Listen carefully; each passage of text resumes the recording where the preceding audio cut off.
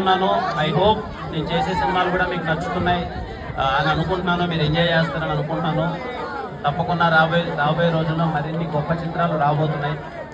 ఇంకా చాలా మంచిగా అనిపించింది ఈరోజు ఇక్కడికి వచ్చి కూర్చుంటే. శాస్త్రి సార్ చాలా రోజులు అయిపోయింది సార్ ఇంత అచ్చ తెలుగు స్టేజ్ పైన మాట్లాడుతుంటే నన్ను వినడం చాలా సంతోషంగా అనిపించింది.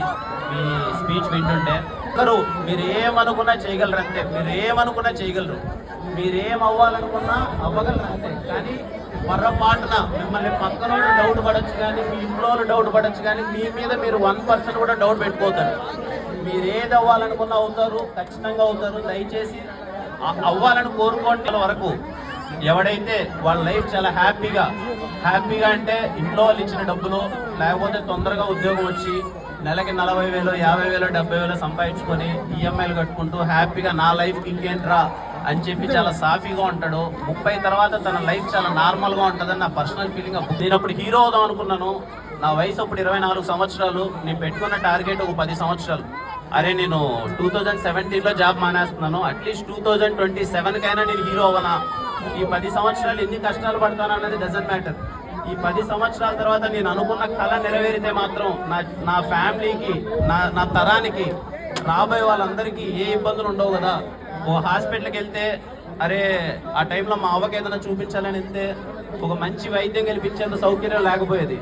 ఇంకెక్కడికైనా ఇంట్లో మా నాన్న ఎక్కడికైనా వెళ్తే సరైన గౌరవం తగ్గేది కాదు. సరే ఎన్ని రోజులు అనేది ఒక 20 సంవత్సరాలు మహా అయితే కష్టపడతాం, ఆ గౌరవం నాకు దక్కకపోయినా పర్లా నా నెక్స్ట్ జనరేషన్స్కి దక్కుతుంది కదా అని ఒకే ఒక ఆలోచనతో ఆ రోజు నేను జాబ్ మానేసి 10 years టైం లైన్ పెట్టేసుకొని వెళ్ళిపోయాను.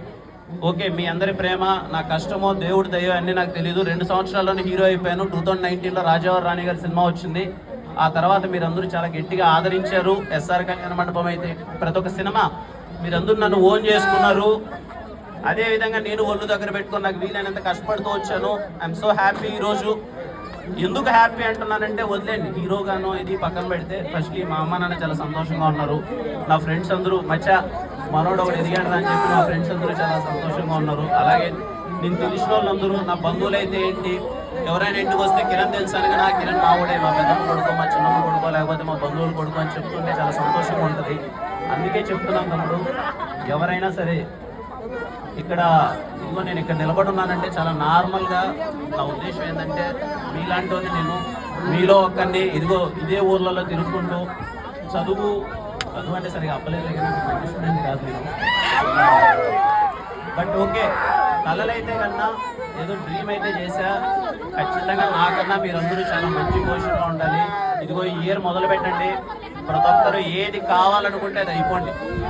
I request and I please, నాకు కావాలి మీరందరూ చాలా అంటే చాలా మంచి పొజిషన్లో అందరూ ఉండాలి. ఏది కావాలనుకుంటే సాధించేయండి. ఇయర్ అంతా మీకు చాలా బాగుండాలి. మీ ఇంట్లో అంతా చాలా హ్యాపీగా ఉండండి. And more than anything think positive. చాలా హ్యాపీగా సరదాగా ఉండండి తమ్ముడు. పక్కన గురించి చాలా మంచిగా ఆలోచించండి. వాడు మనకి చేసేది ఏముంటుంది చెప్పండి. మహా అయితే అందరి గురించి మంచిగా ఆలోచించండి, కొంచెం పాజిటివ్గా మాట్లాడండి. మీ జీవితం మీద కాన్సన్ట్రేట్ చేయండి పక్కనోడి జీవితం కన్నా. చాలా అంటే చాలా హ్యాపీగా ఉంటుంది. ఇంకేం మరి ఎక్కువ మరి ఏదో ఇందాక సార్ స్పీచ్ ఉంటుంటే నాకు ఏంటి అర్థం కాలేదు. ఇదే